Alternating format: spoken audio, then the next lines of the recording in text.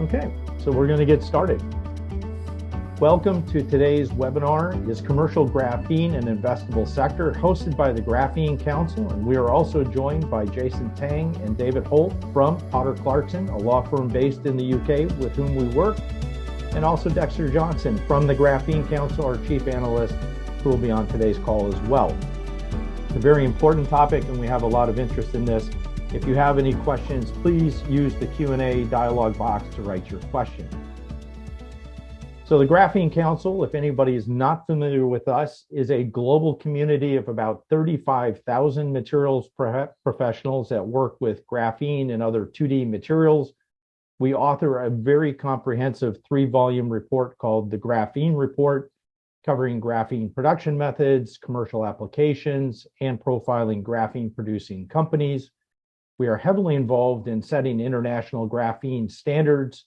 For example, the Graphene Classification Framework, which was developed with volunteers within the Graphene Council and then licensed to ISO, which is currently being converted into an official ISO technical specification. And the Graphene Council also administers the Verified Graphene Producer Program, an in-person inspection of graphene production facilities, looking at quality control processes, health and safety, and a full characterization of the graphene material. We'd like to make clear for everyone that we will not discuss any non-publicly available information, and that the Graphene Council meetings, in whatever form, in person or virtual, comply with all antitrust regulations and expect all our participants to also comply with that. We also wish to make the disclaimer that the information that we give is an overview of the graphene market in general, and that we are not promoting or recommending any specific securities, shares, or investments for investment purposes, and that the information we provide should not be relied upon to make investment decisions. The topics that we're going to go over in today's presentation are: we're going to look at the current state of the commercial graphene market, near-term demand forecasts by application area. We're going to do a brief look of what is the current status on standards and regulatory approvals, which are important for commercialization. And then we're going to look at overall market trends and transactions. And finally, next steps, how to engage in this area. Current state of the graphene market. To look at the current state, we have to look at where we've come from. And over the last 15 years, graphene has gone through this period of extremely high and, in my opinion, overhyped expectations for the material. Graphene has all of our interest because of its extraordinary properties of electrical and thermal conductivity and strength and barrier properties, and rightfully so. But in the early days, it was not clear how to bring this product to market. And if we look at where we are today, we now have graphene companies that are producing graphene material at scale and at prices that are acceptable and adoptable into the commercial applications. And we now see a rapid adoption of commercial applications, which we'll cover in more depth. So I think we're at a really interesting time where all of the hard work that's been done over the last almost 20 years is now being able to be applied. And anyone who is a student of history, and especially with materials, recognizes that it typically takes many decades for a material to be fully commercialized, and that graphene is well on its way.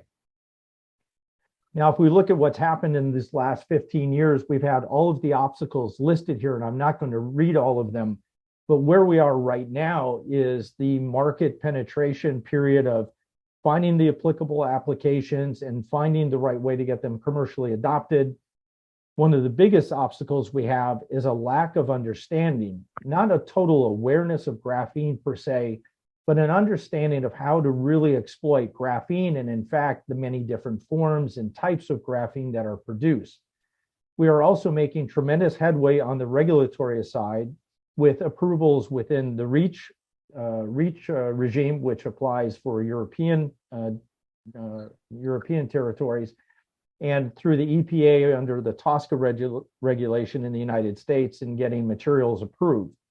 We also have a tremendous body of information that's been accumulated on the health and safety profiles of graphene materials, and we're in a period of industry adoption. So this is the current status of where the market is today. Now, if we also look at to answer the question, which often comes up, I've been hearing about graphene. People have told me about this amazing material. Why is it not adopted more quickly? One of the greatest perceptions about graphene is that it's just too expensive to use commercially. That is the number one cited reason why people have said they've not adopted it. The other was that, well, you just can't produce enough of it consistently or scale or have it available. And the third most frequently cited obstacle was material quality and consistency. So if you look at those are the top three. And the Graphene Council has been polling the global stakeholder community for the last decade on this topic. Now, if we also look at the current greatest true obstacle is a lack of understanding of how to apply graphene in practice, which addresses a lot of the other issues, which in our opinion are completely out of date. Graphene today is produced at an acceptable price, and there's a wide range of materials. The production scale is quite high, and the quality and consistency is good. And now the biggest obstacle we have is to really have people understand how to apply graphene in practice in their products. If we also look at the market and look at what kind of production or producers there'll be, we have over 300 companies that the Graphene Council monitors that claim to produce graphene materials. And we see the market kind of shake out into three different buckets, if you will: a very small, custom, bespoke producer, small volume, extremely high price, and these still exist. And we think those will become an ever decreasing amount of the market. In the middle layer, group B, is kind of like a semi-bespoke product where the graphene material is tuned to the particular application and still sold at a significant volume. And the C group would be undifferentiated product, extremely large volume, very competitive on price, and this would go into large volume applications for which the graphene is known to work at a given configuration of that material. Now, the other thing we wanted to discuss is the value chain within graphene. So graphene is not just the graphene material itself, but you have different value chain segments. So for example, you could have the raw material suppliers, which typically could be graphite or other carbon sources. That could be gases, or that could be biomass. It could be quite a wide range of raw materials, actually, that are carbon bearing. Then we have what most people think of for the graphene sector would be the graphene producers. And as I just mentioned, we have over 300 companies that we monitor that produce graphene in one form or another. You have a period of post-production where graphene can be manipulated or enhanced, and that means putting it into a master batch, for example, into a polymer or a plastic, or it could be functionalized where the graphene properties are actually enhanced or altered. And then, of course, graphene ultimately finds its way into a physical product, and that would be OEMs or consumer products where graphene is used to augment a battery that goes into an automobile, or lightweight a product, or to protect a metal structure, or to develop a cutting-edge medical device or sensor. And so if we look at companies from an investment perspective or a commercialization perspective, we do have companies that adopt a vertical integration strategy. Now, I'm going to name companies during this presentation. If there are companies that I leave out for whatever reason, that's on me. My apologies for that. And the companies that I give will be examples of some of these different strategies or applications. These are not endorsements of those individual companies, but I do want to say that these are companies that we'll name that will be good examples of what we mean when we try to convey some of these concepts. So a vertical integration strategy, a company that's a good example of that is Talga, which has a graphite mine in Norway, produces graphene, and then converts it into a battery anode material and positions itself as a battery anode supplier, but it's based on using graphene as a key ingredient in their anode material. And that would be an example of a vertical integration strategy. And there are, of course, others. Then you have a specialization strategy. So these are companies, and we have two excellent examples of this, where the companies themselves don't actually produce graphene, but they specialize in functionalization or enhancing its properties. And one of those is a name many people in the graphene sector will know, and that's Haydale, based out of the UK, who's been one of the pioneers in this sector. And they have accumulated a tremendous history of understanding how to functionalize using a plasma process. And then another company that's an also excellent example of functionalization is Mito Materials, who use a different process of functionalizing a graphene oxide product, and they end up with an enhanced product that they then bring to market. Now, neither of those companies produce graphene, but I would argue they are critically important in the graphene value chain. So here's another concept that I want to put across, especially for those people who maybe are not that familiar with graphene or deal with it on a regular basis. When most people hear about graphene, they think of it as one material, when in fact, graphene should be thought of as a family of advanced materials. And what you see here is simply the results of a survey that we did asking what type or form of graphene is being worked with, either developed into a product or being researched. And at the top of the list, you see functionalized graphene that was most frequently used, then graphene oxide, a multi-layer graphene of 5 to 10 carbon layers, etc. I simply want to use this slide to illustrate to you that graphene is not one thing, but many things. It comes in different types and forms. And people often ask us, in fact, I was asked this question this morning before the presentation, what's an example of a good quality of graphene? And you will consistently hear from the Graphene Council that we will not characterize material as good or bad quality, for the reason that a form of graphene that is ill-suited for one application may be perfectly suited for another. And so it's more about fitting the type of graphene that is being produced for a particular application.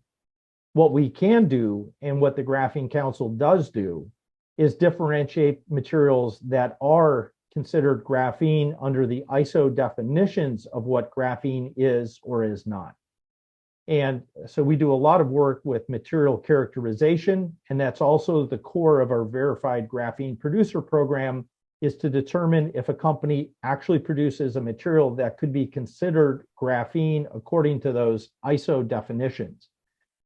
Now, I'd like to hand over here briefly to my colleague, Dexter Johnson, who's based in Madrid, Spain, and who's done work on evaluating the patents that are filed in this area, which are quite interesting and indicative of where graphene applications are coming now and in the future. And Dexter, all yours.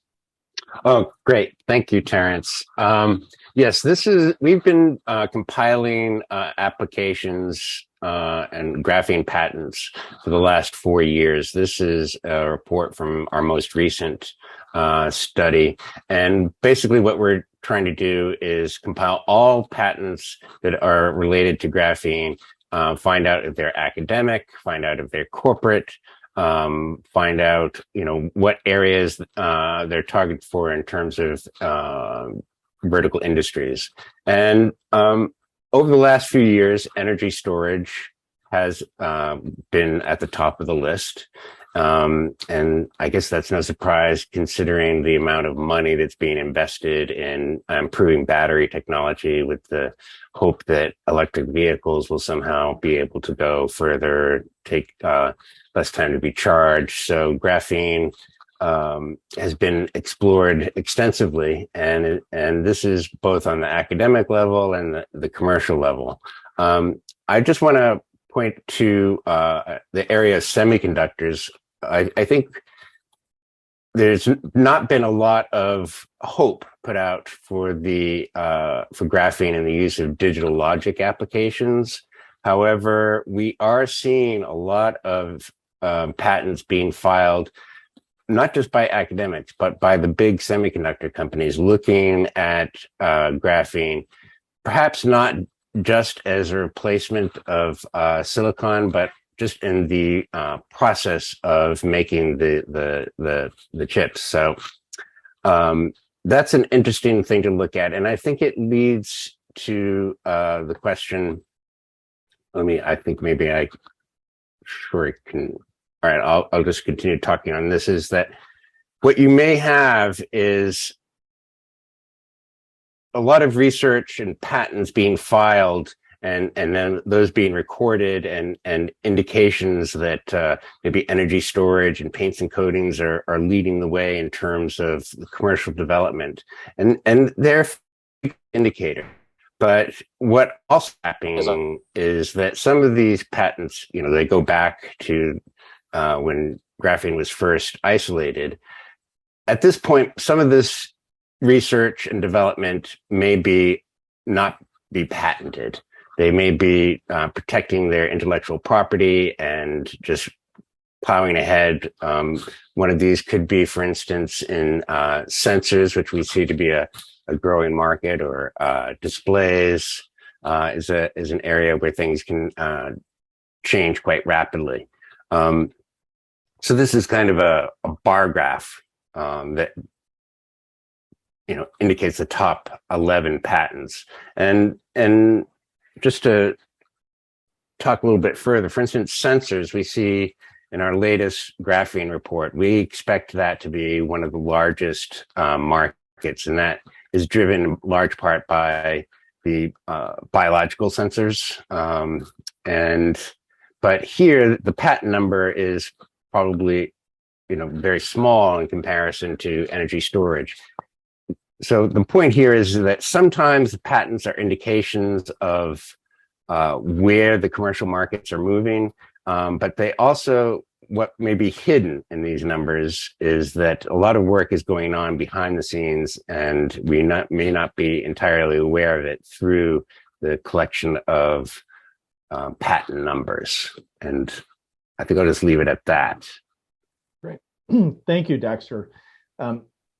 In the previous slides, when we talked about different types and forms of graphene, I think it's also important to note that in the area of sensors and the medical devices, we're really talking about CVD or monolayer graphene, which are produced by certain companies as opposed to the bulk graphene or the dry powder. So Dexter, thank you for that. And that graphene patent side is really important to kind of get an insight onto where companies are looking, where they think the most promise is. Now, if we look at today's graphene production, we follow about 300 companies claiming to produce graphene, and I say claiming. Less than 100 of the companies are what we would consider commercially mature, and we can get into what that definition is. If you're a monolayer CVD producing company, it's certainly not based on the weight or the volume. It's more about the size and the quality of the material, or the type of material you can produce that go into a device. And for the bulk graphene, it depends on the type of graphene. But basically, if a company is just a research and they only have a pilot scale plant and they're making a few grams of material, that is not a commercially mature graphene producer. And if you look as an example on the top end of this, Nano Explorer, based in Canada, has a 4,000 metric ton per annum automated facility. They're today the largest commercially operating production facility. And in their recently released 5-year corporate strategic plan, are planning to go to 20,000 metric tons.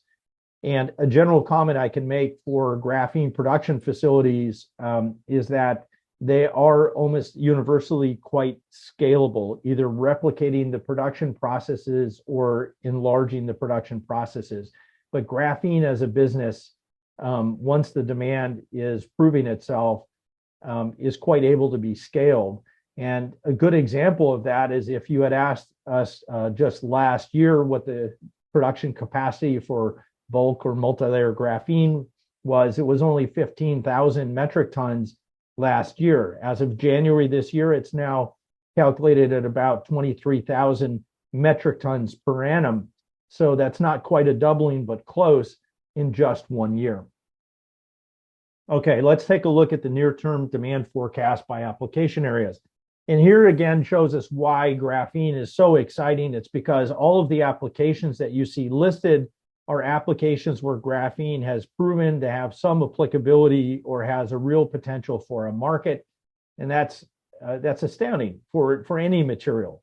And if we look at the markets where we see both the most maturity in application development as well as in volume, we're looking at energy storage. So that would be batteries and supercapacitors. In the construction materials, in particular, cement and concrete, but I would add to that asphalt or bitumen, which we are trialing at the moment.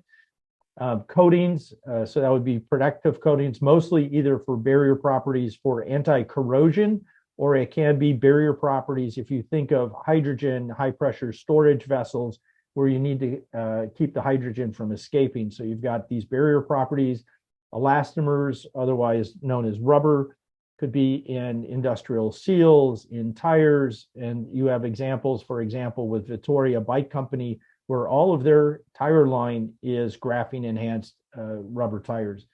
And then we have the composites, which includes both thermosets and thermoplastics, and a really important sector that sometimes may get lost in this because there's a lot of focus on the bulk graphene and the volume, but on the sensor side with biomedical sensors or industrial type sensors, graphene is enabling faster, more sensitive devices, and that is getting tremendous traction, especially in the last year. Now, what is the potential for graphene? I think this is really a couple of things I want to illustrate here. First of all, what most people don't understand and why the graphene is too expensive to use argument falls flat is that often when using graphene in a composite or in another material, you're using 0.1% or less, excuse me, well under 1% by weight to still get effective improvements in performance, a 25, 30, 40, 50, 60% improvement in some physical attribute with that very small amount. Now, when you're using a material at that low load factor, the price of it could be $200, $300, $400 per kilo, which on its face sounds quite expensive. But when you use it in the application, it's negligible or it's a very modest amount for the improvement that you're getting. And if we look at some of these large volume markets where graphene is been proven to be an effective additive, then what we're looking at here is what is the total annual production of that material globally? What is a load ratio of 0.1% or 0.5% or 5% rather, which in some markets you want to add more graphene for a particular physical outcome. And then on the right-hand side, where I say just 1% of the total addressable market is the low and the high end of that, you can see why concrete, for example, is such an exciting market for graphene because it's potentially 2 million tons of graphene material that would be needed, or on the very, very low end, 41,000 metric tons, which is double current capacity of production just for this one application. And that is calculating just 1% penetration of that market. Now, with graphene as a new material, it does take time to trial. The existing industries into which it is going are quite conservative, and they want to have a lot of data before they will convert. But when you see the forecast, and we'll give you some charts on this, one could quite argue that we're being overly optimistic. But here's a couple of things to consider. Graphene is already being put into PET for water bottles. So it's gotten FDA approval for that application, and that's being done. With all of these markets, you're not making something out of graphene, you're adding graphene to something to improve it, which means that it's quite easy then for graphene to penetrate these markets. And in most cases, it doesn't require additional equipment or processes, it's a drop-in additive. So that means these markets are quite accessible. It's more about education, trialing, and getting the data to penetrate these markets. Now, I wanted to show this graph starting from 2010 when we look at the production capacity. The industry was just, 2010 is the year the Nobel Prize was given for isolation of graphene materials, Nobel in physics. And that kicked off a lot of research, and mostly this industry was in the research phase. But as we come to 2023, we're at about 23,000 metric tons of production capacity. You'll see that that's in an oversupply. There's a delta there, a difference between the production capacity and the consumption. I will say that measuring the actual consumption of graphene today is complicated by a couple of factors. One, many companies that are using graphene and putting it in their product do not disclose that they're using it because they use it for competitive advantage, and they're keeping the fact that they use graphene as a trade secret. Secondly, we have vertically integrated companies that are using graphene to improve their product, and I gave Talga as just one example, but there are many where we don't know exactly how much graphene is being used in total for those markets or how much is internally consumed. So it's not as obvious a market as the production capacity. And then on the forecast, we have both a very high level forecast, which goes to as much as 200,000 metric tons demand for graphene, and a low forecast where we're looking at 100,000 metric tons per annum graphene demand by 2030, so within the next 7 years. Now, for anybody who would look at that and say, well, how is graphene going to meet the demand? As I mentioned before, this is a very scalable type business. There are more than a dozen ways of making graphene and from multiple raw material sources. So graphite would be one, but there are many other carbon sources that are being used today to produce graphene, and we do not see the graphene production as a throttle on that potential growth. It is almost entirely on the adoption side. And so we're looking at 100,000, could be 300,000 tons within the next 3 to 6 years. It really just depends on the adoption side of this equation. And we see, because of graphene's multiple benefits to these products, no reason why it could not and should not be adopted. So one of the main obstacles to that, or threat to that, would be the status of regulatory approvals. Excuse me. For those who are not familiar, the European Chemicals Agency is the agency in Europe, and I'm just going to talk about the US and Europe on the regulatory side. This is just to give a snapshot, and these are two of the most important markets in Europe and the US. The ECHA is the agency that does the regulation, and the legislation is called REACH, which has been around since 2007. So that's a chemicals registration. And with the exit of the UK from the EU, they've adopted what's called UK REACH. Now, in Europe, there's a very interesting and we think a very smart strategy for registration of graphene, and that is there's a Graphene REACH consortium that was founded in 2017, Applied Graphene Materials, which we'll talk about again in a little bit, Nano Explorer, who I've mentioned before, and the Sixth Element, one of the few companies out of China that we do cover and review that actually produces graphene. The consortia has 10 member companies, so each of these companies is helping to contribute to the cost of registration for graphene, a graphene oxide, and at the moment, reduced graphene oxide is not being filed, but will be. It's currently on hold. So within Europe, graphene has already been approved for, and this is the way it works in REACH, is from 1 to 10 tons per annum production. And that means for each of these companies to produce up to 10 tons. And then the current registration process is to go from the 10 to 100 ton range for sales in Europe.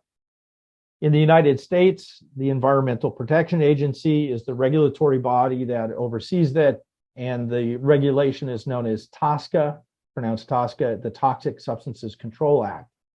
Now, the approach in the US is a little bit different. Companies can come together for a consortia type approach, and we actually encourage that as the Graphene Council. But typically in the United States, under TSCA, companies are doing individual filings, which they can do either as a low volume exemption, which restricts the amount of material that they can sell, which is 10 tons or less, or they can do a pre-manufacturing notice, which we typically recommend, which is not restricted in volume. If you have an application for graphene that is going to be used into a medical device, then it falls under the purview of the Food and Drug Administration, the FDA, and there are consumer goods which would then potentially be further regulated by the Consumer Protection Agency. Right now, there is a registration for graphene nanoplatelets described as having between 1 and 10 layers, which matches the ISO definition of graphene, and a lateral dimension predominantly less than 2 microns. And that covers quite a wide swath of material.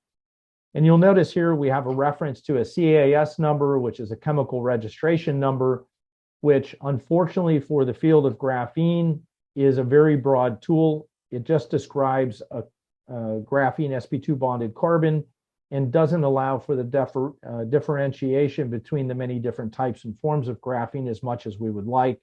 And that's where the other standards come into play, most of which is happening under the International Standards Organization, or ISO. And here is a list of existing standards. I'll draw your attention to the nanotechnologies vocabulary, the second one in the line, which is currently under revision and is almost complete and to be balloted upon now, which we've had tremendous input into. And then I mentioned earlier, the graphene classification framework was developed within the Graphene Council with over 100 volunteers to develop a system for classification and differentiation between types and forms of graphene.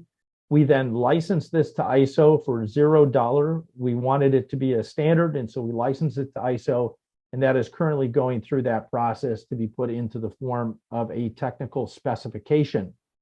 When the Graphene Council administers our verified graphene producer program, or when we're doing characterization services on material, we follow the graphene classification framework as our guide. So let's talk about major market trends and transactions. And a lot of you, anybody who follows graphene will know there's been a lot of changes in the last year. Here are just some general observations, and I will call out individual companies on here just to give some examples. So there are more than a dozen ways of making graphene. Commercially, that would be limited to less than that, but to date that we've seen companies actually pursuing as many as 12 different ways of making graphene, which is quite interesting. And it also opens up the number of raw materials that they have access to. Some recent companies that have entered the space in the past couple of years: Hydrograph, Biographene Solutions, Zentech, Universal Matter, Graphene Layers, and Gerdau Graphene are all relatively recent. And we see almost every day another new company, or we get contacted as the Graphene Council about a new company that has entered the market. One of the things that's been interesting is that we received queries from as many as 4 different petroleum producers, US, Latin America, Middle East, on how to produce graphene from their oil distillates. You can imagine with the transition to EVs, they're thinking about other products that they can make out of that crude oil stack. And we've also seen, because graphene companies each produce a different type and form of material, companies collaborating, working together, that if they have a customer who needs a type or form of graphene that they don't make themselves, that they'll partner with another company to supply that company, which we encourage. Now, some other things that have gotten the headlines recently, XG Sciences, one of the very first companies to enter this space, in which had developed customers, including Ford Motor Company and Callaway golf balls, ceased operating. And their assets were then acquired, many or most of the assets were acquired by NanoExplore. And I'll talk about this in a second because it kind of pairs up or mimics the other case here. Universal Matter, one of our member companies, acquired Applied Graphene Materials, also a member company of the Graphene Council, when Applied Graphene Materials could no longer operate.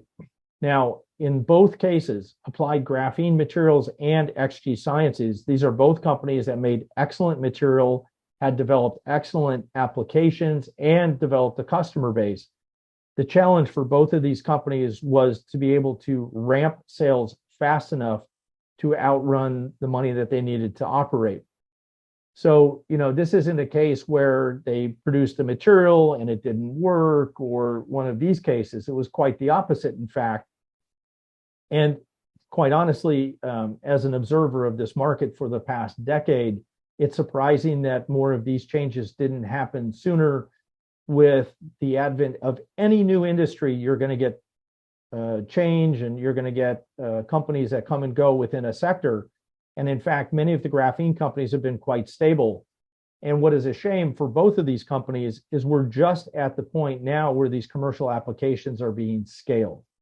And so the fact that NanoExplore acquired XG's assets, and XG's material was excellent, and we have great feedback from the market about that material.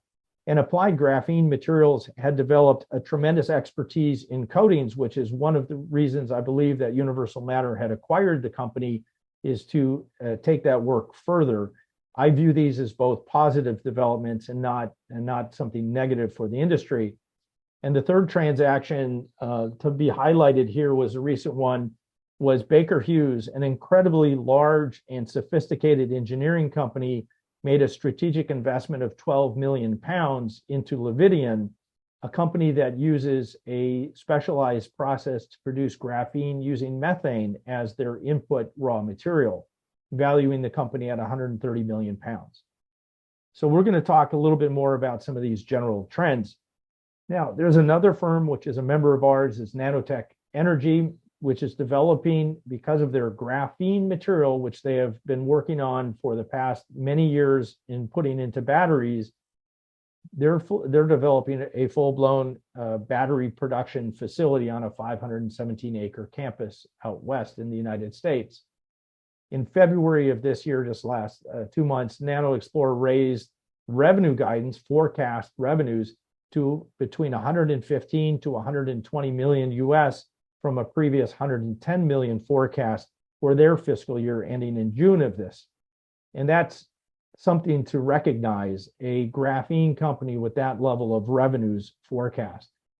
So a general statement that we will make is that I think a lot of the graphene companies that were pioneers in this field are now in a position where they have been undervalued, where in the past they may have been quite frothy. And it's an interesting time.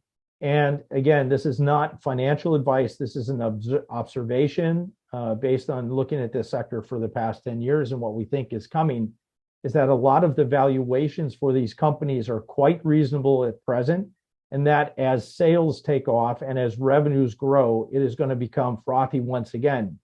Originally, that was the case because of all of the hype expectations.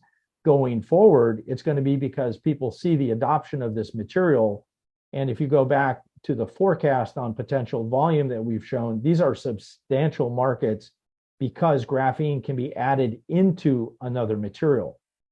And I'm going to highlight some transactions or some announcements that were made just in the past week or 10 days recently, to show you kind of the level of activity that's happening in this sector. And it's kind of hard to follow, to be honest. The Graphene Council puts out a newsletter every week, a graphene intelligence newsletter that highlights commercial developments, patent filings, and research reports every week. And so we saw Mill Rock Private Capital take Asbury Carbon, an extremely mature graphite company, which itself had acquired Garmore Graphene out of Florida a year ago. And so that's an interesting transaction. NanoExplore, when we talk about vertical integration, has made a significant investment into energy storage battery production. And you see that they've increased their stake in that company, as well as in the composites field, where they had made an acquisition a couple of years ago with a downstream composites producer, which is an offtake route for their material as well. Mito Materials, who I mentioned is a functionalization specialist, has just announced a resin system for composites that is already embedded with their material, enhanced with their material. And this is now a product that has come on the market. So that's quite interesting, because the composite sector is one of the most exciting and interesting sectors for graphene. And we will be at JEC World, by the way, in a couple of weeks in Paris, which is the largest composite show in the world. Now, Petronas, if nobody knows who Petronas is, it's the national oil company of Malaysia, an extremely large petrochemical company, and they have launched a product. So they're developing graphene applications for corrosion protection, and they have brought a product to market. We see the same with some announcements here, making a membrane with Carlsberg that's for filtering of water for their alcoholic beverages market. There's a big tie-up between several partners with Black Swan, which has licensed its IP from Thomas Swan, a 120-plus-year-old chemical company in the UK. So Black Swan is based in Canada, and they've partnered with a company called, well, NERD. It's the Nationwide Engineering, and an engineering company called Arup, to form specifically to put graphene into enhanced concrete. On the raw material side, Tirupati, which is a major graphite company, is acquiring additional graphite resources. We see another graphene product and this is all from the past week, right? Spark, which is based in Australia, again, a Graphene Council member company, bringing a product, a graphene enhanced product to market, etc. And you see again here, interesting, Haydale developing a lubricant product, and we have another investment with Reflex, which is an advanced materials company, into biographene, which uses biomass as a raw material to make graphene product. I highlight these not necessarily to call out the individual companies, although they're all excellent companies and they are all members of the Graphene Council, but it's to show the level of activity of graphene actually finding its way to an actual market. And on the CVD or monolayer or electronics grade type material, I want to bring these to your attention that we have CardioBio, which makes a very advanced biomedical sensor, Paragraph, based in the UK. Likewise, in Graphenia, an interesting company in that it makes both graphene oxide, which is what we would call a bulk or powder graphene type material, but they also make CVD or sensor type quality of graphene and make wafer scale graphene for electronic devices. Has experienced extremely strong growth while operating both of those types of businesses as graphene businesses, but very different types of product, an extremely well-run company. And the last, and this was an announcement that was just made public yesterday, is in the UAE, is to have the Quasar Investment Company sign an MOU with the intent to invest up to $1 billion, with a B, in dollars, to develop, mass manufacture, and bring to market graphene enhanced products. So that's quite a significant development, and that's quite a bet to be made on this sector. And I just want to bring that to your attention.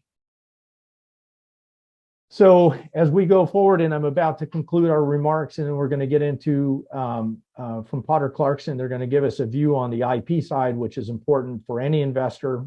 But as the markets become more sophisticated, and I just expressed, we have companies from Brazil, Australia, Europe, US, et cetera, with these international supply chains. Supply chain validation is going to become more important.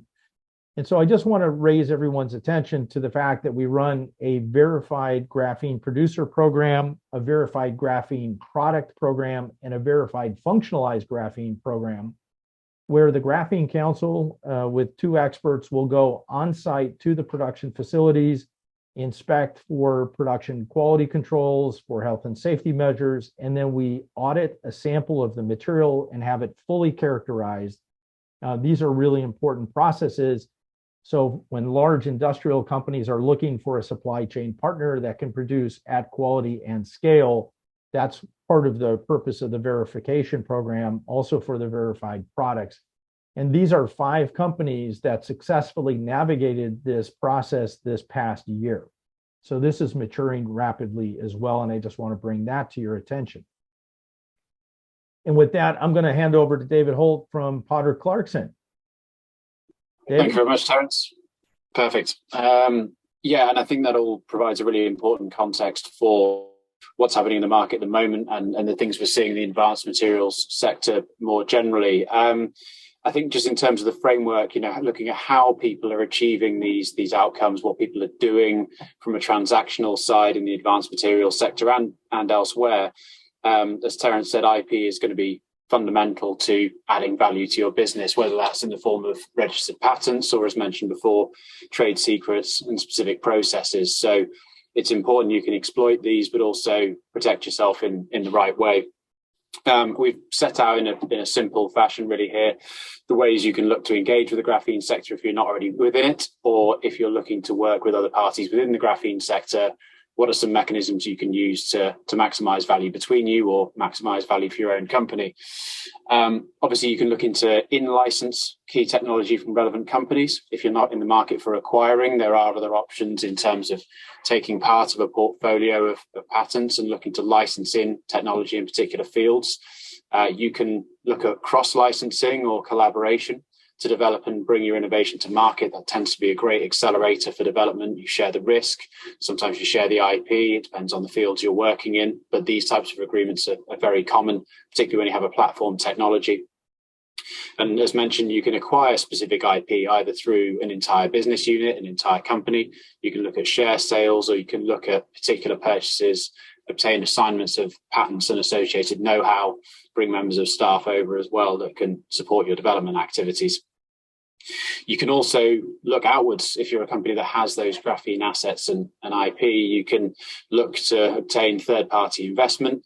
You can be a person who's looking to provide that third-party investment for a particular arrangement. That can be subject to a collaboration agreement with yourself or a number of parties with a particular goal and project in mind. So all of these can be beneficial for future trading arrangements, particularly when you're seeing a cash flow pinch. So being open to either investing in those types of arrangements or receiving investment for those types of arrangements is also pretty common.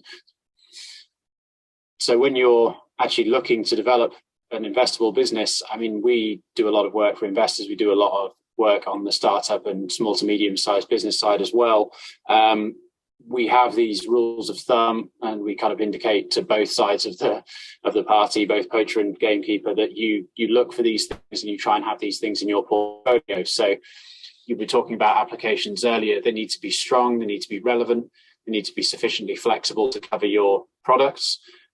We've also talked a little bit in the past about pivoting between certain sectors in the industry. If you have a nice broad platform pattern for your technology, you need to make sure you've got the basis in there for moving from one industry to another. It might be the difference between obtaining a licensing arrangement, obtaining a collaboration and not. So it's good to work with experts to make sure you have those coverages in your specification and the claims of your patents, or you've got a good record of what know-how you have and what you can bring to a project. So rather than thinking on a singular pathway, sometimes think about the potential opportunities for your technology as you're developing it. Bring a strategy to it. Territorial coverage is always important. You know, Terence has mentioned the growth of this, and it's making sure you've got the right protection in the right area. So always bear that in mind with your business plan, your IP plan. And then finally, if you're an investor looking in, always start with a business plan. Speak to them about your business plan, work out what theirs is. Do they align? If not, do they need to by the end of the investment process? You want to determine what their current state of play is. Make sure you've got access to the assets that you think you have. You know, make sure they've not licensed out the technology you're planning to use on an exclusive basis for a 15-year agreement. So do your due diligence, make sure you know what's happening before you jump in. And then another one is key individuals, really. Make sure you know the people within the business with the knowledge, the people that have been foundational in the growth of the technology. Who are the people you're going to need to make sure that you can actually take the company forward and make sure it's a success. So, you know, lean on your expert advisors for this, but also make sure you've got the right people in asking the right questions at the right time. So, you know, approach these things with a level of caution, but hopefully these will give you a few headline points to think about as you're looking to involve yourself in the graphene sector one way or another. Thank you, David. And so as we come to the conclusion here, we can look at, you know, what are the different investment approaches? I think David covered that. You know, you could be looking at this as a passive investor, a strategic investment where you actively want to engage in the management of the target company or the partner company. It could be acquiring, and we have an example right now. There's a company that is looking for acquisition right now with intent to continue to operate. So if companies, some investors wanted to get into the graphene production business, there are opportunities there. Large industrial companies, as they see how important graphene will be to enhancing their other products, will certainly look to acquire graphene production capacity to bring it internally. And then on the licensing side, which is quite interesting, and the IP licensing, there are just thousands and thousands of IP licensing, and it would be wise to get expert advice on that to understand where the IP portfolio sits. But there's IP around production methodology for applications using graphene, or for the processing or manipulation of the graphene materials. These are all different ways, and there are companies, for example, Concrete is a company that has a patent that was filed for the exploitation of graphene in graphene enhanced cement that is looking purely for licensees for that technology. And that's another way to play in this space. So next steps, if you're interested to get more information about this sector, we encourage people to join and become a member of the Graphene Council.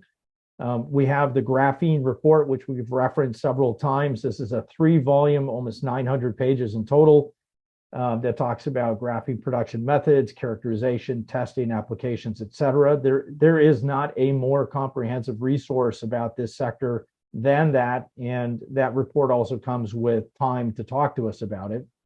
And you can also engage with the Graphene Council for due diligence services to evaluate target companies for technical expertise, or to understand where they fit in the market. So there's all different ways that you can engage with us or with Potter Clarkson to get some help on looking at this sector in more detail with all its nuances and information.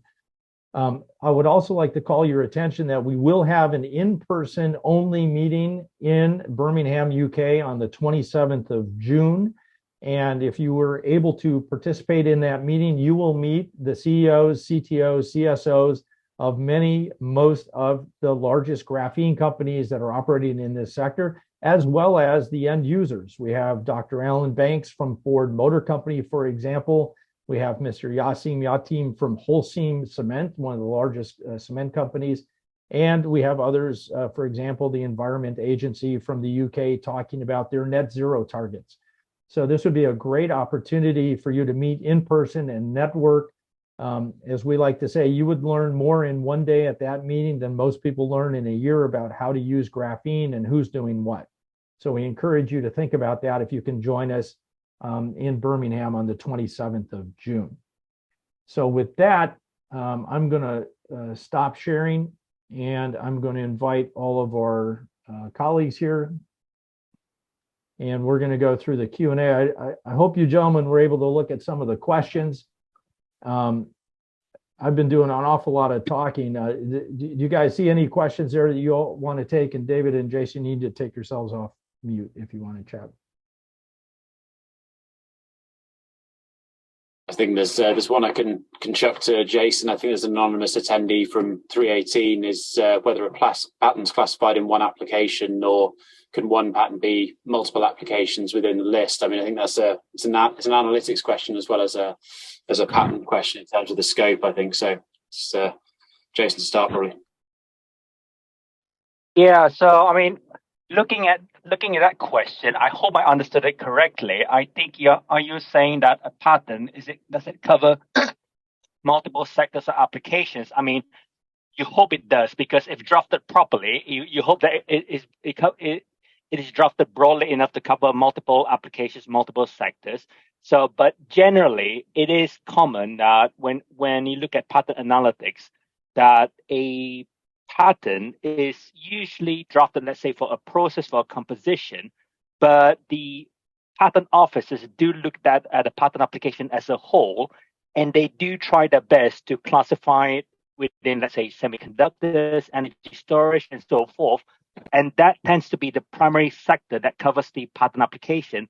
But that's not to say that it's definitely limited to that sector. But I think the data that Dexter has looked at gives a general indication of trends. I would not focus too much on the absolute numbers. It's always a case of looking at the trends and the comparative data year by year and so forth. Yeah, I just want to add, for the sake of our report, we picked one application.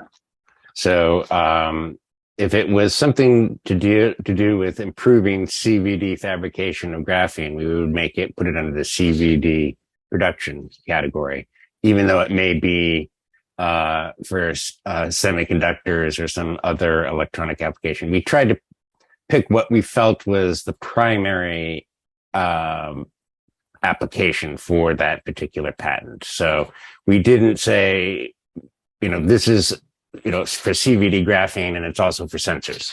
We didn't do that. We picked one. It's a good point.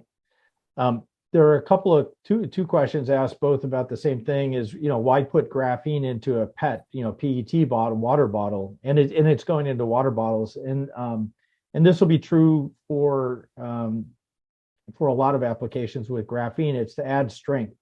So you can imagine the PET is still transparent. So the amount of graphene used is extremely small. And it's to add strength because, there's limits on how you can ship these water bottles based on the strength of them. You make the bottles stronger, you can use less plastic. You've now reduced the amount of original material that you have to use. So that's reducing carbon footprint. And the same question went, how does that graphene added to PET affect the recyclability? And there's a really good example from NanoExplore about how they've used graphene in plastics to make them more recyclable. Because at some point, recycled plastics are degraded to the point where they cannot be recycled anymore and they go into the waste stream. Adding graphene to that non-recyclable form of plastic can bring it up in its performance metrics enough to be used again, taking it out of the waste stream. So graphene is quite effective in that kind of application. I think has tremendous benefit. There was one question here about our analysis or viewpoint on the predicted volumes and how that will change depending on price points. I guess I just have a viewpoint about that rather than strict analysis. My viewpoint is that while cost is always an important factor, I don't think it's as critical a factor at this point. What's more critical is going through the trials and acceptance, for instance, dispersion into a polymer. How quickly can that be done? And having the graphene producers work with the composite manufacturers to get that worked out. And then once they say, well, we need, 10 tons of that material, it can be scaled up fairly quickly. And the price points can come down extremely quickly as well with that scale up of production. So at this point, it's not really a question of cost. It's a question of demand. If the demand develops in any of these applications, the supply can be doubled or whatever, just to turn a phrase, can be increased significantly in a short amount of time. It's just a question of most of these processes can be run 24 hours a day. The capacity, I think, is always a tricky number. The utilization rates are probably much lower, but the capacity is there to bring these prices down, plummeting to be competitive. And I think in some cases that graphene actually is lower price option than some of the other additives that may be used in these applications. So price is not the issue. And I think you pointed that out, Terrence, and these are kind of antiquated ideas of what the obstacles are to market adoption. Yeah, I couldn't agree with you more, Dexter. I think you hit it right on the head. Price really is not an obstacle today, even at the higher end of the price points. If you're talking, $500 a kilo, right, which is possible with let's say a graphene oxide. When you're using such a small amount of it in the target application to drive performance results, you have to compare that to where you're using another additive at maybe 5%, right? And so that has a tremendous impact on the actual cost in the end product. And I think the other thing for the adoption, which goes along with price, is in many cases these are drop-in additives where you're not adding significant capital equipment or some other really complicated processing step to add to the cost. So it makes it very accessible. It really now comes down to, as you just said, Dexter, the testing, improving, and then replacing existing additives or augmenting existing additives. All right, gentlemen, do you guys want to ask David or Jason if you guys had other comments or things you want to respond to? I see we've got quite a few questions coming in. Yeah, I think there's one which is quite interesting, I think, between you and I, Terence, to be honest, is in terms of commercially mature, looking at breadth of companies, what's the self-sustaining levels, and are they having to rely on new shareholder capital? And it's whether, production route is better than IP. So I don't know whether you've got an initial view on that. I mean, I've got a view in terms of routes to market, but yeah, I mean, we do see that companies there. Let me put it this way: there are graphene companies that we know that are cash flow positive. Okay, that's a milestone achievement in this sector. It is a new area that's being developed, and there is a road to getting to commercialization. But I think we're at this very interesting period right now where, as I showed in a couple of slides, we had just this past week, several products coming to market, right, that are in high volume markets.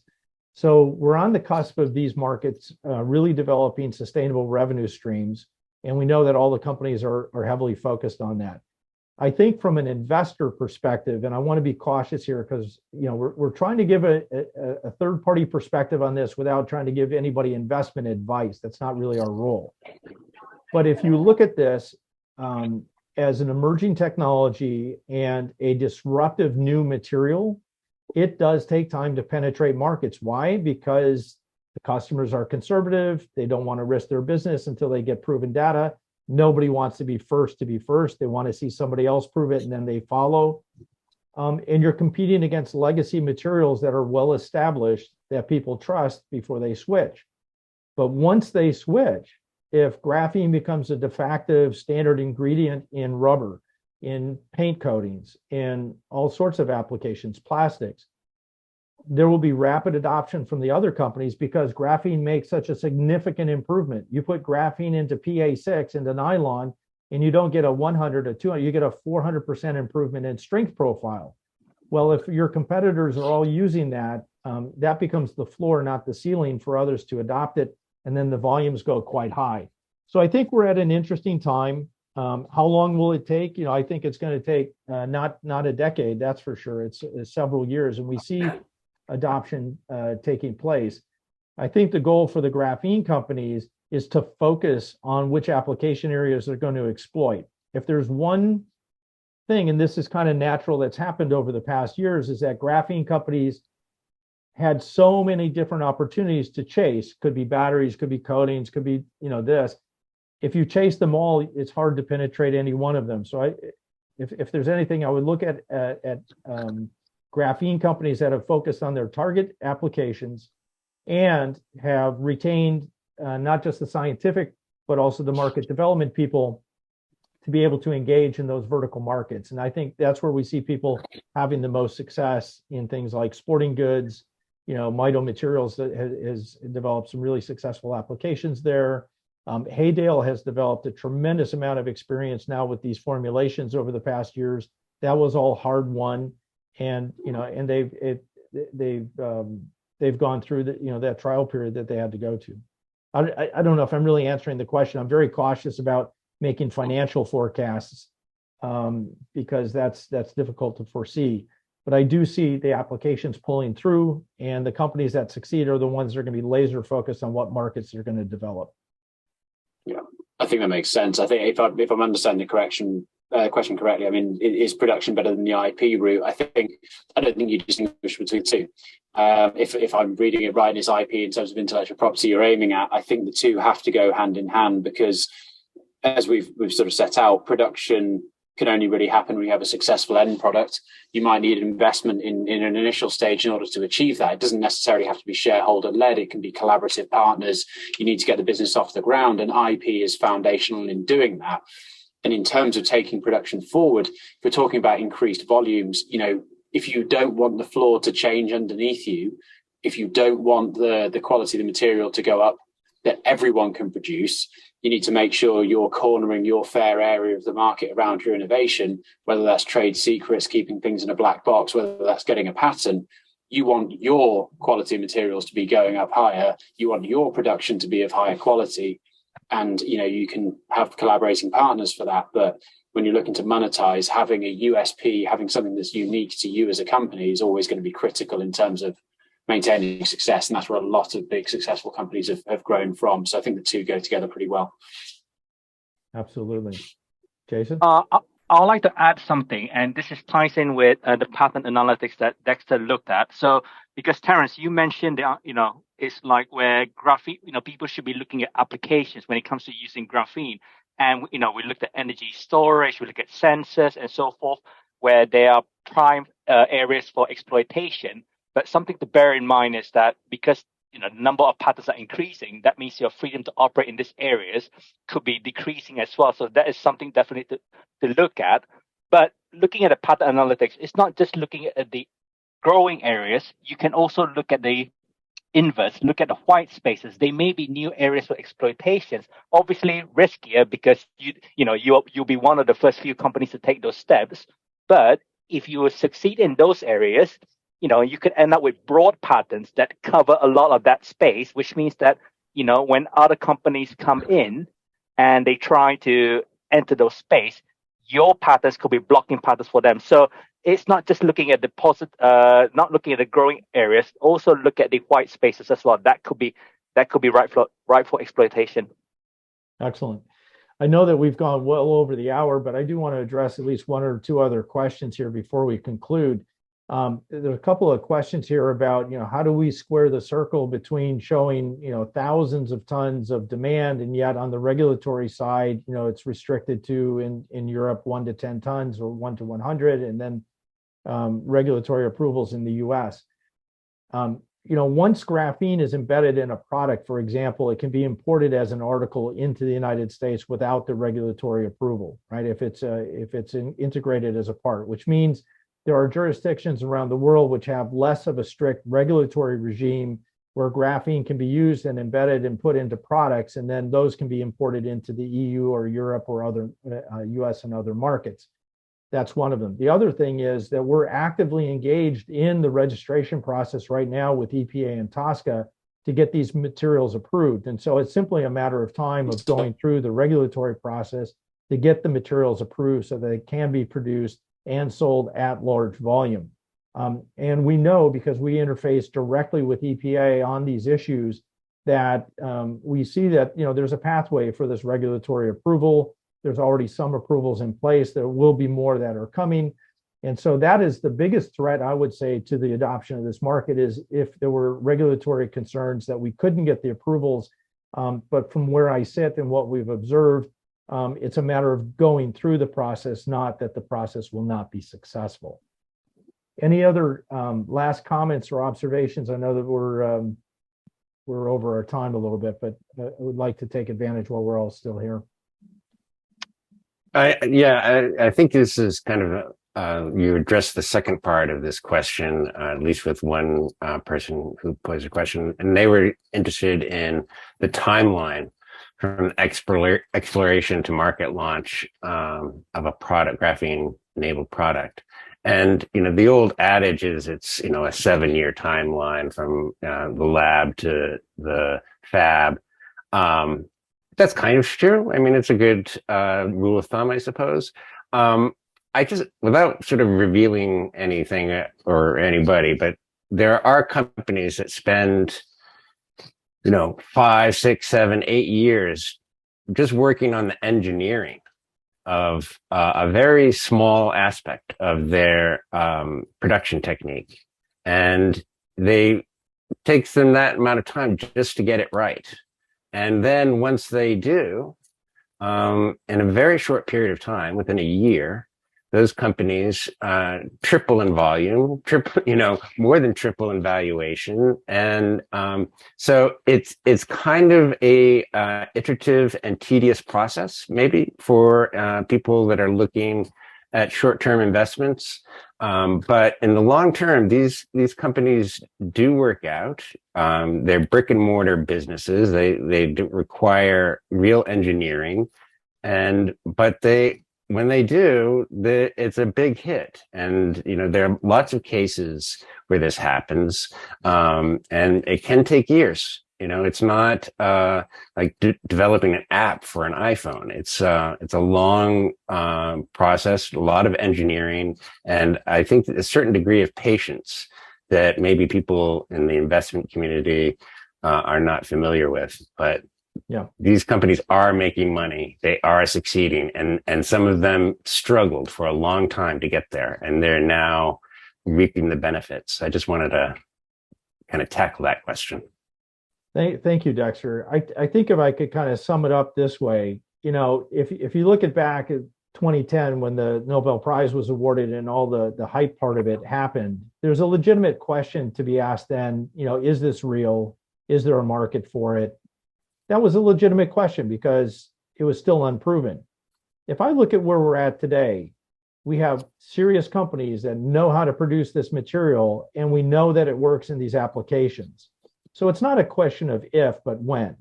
And I do think that we're at the stage now with the trials that we've done, the testing we've done in composites, the testing we're doing in asphalt, et cetera, and all these other applications, that as this gets adopted, we're going to see a dramatic dynamic change in this market. But the people who succeed going forward are going to be more mature companies that are able to service large industrial uses. It's not going to be 4 guys in a lab making a kilo a week. It's going to be large industrial scale. And we see a new category of graphene company management in place too, that have more of a industrial scale, and they take the approach of managing a company to meet that demand, which is not characteristic of what some of the companies were a decade ago. So I think we're in a unique time, and that's kind of why we wanted to do this webinar, is to bring people kind of up to date, to recognize the maturity that is happening in the market, and to encourage people to look at this with the right time horizon that is necessary to come out successful on the other end of this. I hope that makes sense. So Jason, David, do you guys have any last comments you want to help us, and we'll close out today? I think that's good. I think we've covered quite a lot, but we're sort of always available if people are looking for searching for particular types of technology or have any questions about licensing, collaborations, exploitation, due diligence, any of the stuff we've covered. Do just drop us an email. I'm sure that the contact details will go out at the end with the slides as well. No, I think thanks for having us with this in this webinar. I think it's really, really important, and I'm really looking forward to meeting people at the Graphene Commercialization Conference in Birmingham in June. Thank you. Yes. And there's a 2-hour full bar cocktail reception for networking. Let's not forget that. And Dexter, that's on the top of my list. Thank you, Dexter. Thank you for participating today. Thank you, everybody, for listening. And just reach out to us. That's what we're here for, is to provide information and context in this exciting field. Appreciate your interest in the topic. Thank you. Take care.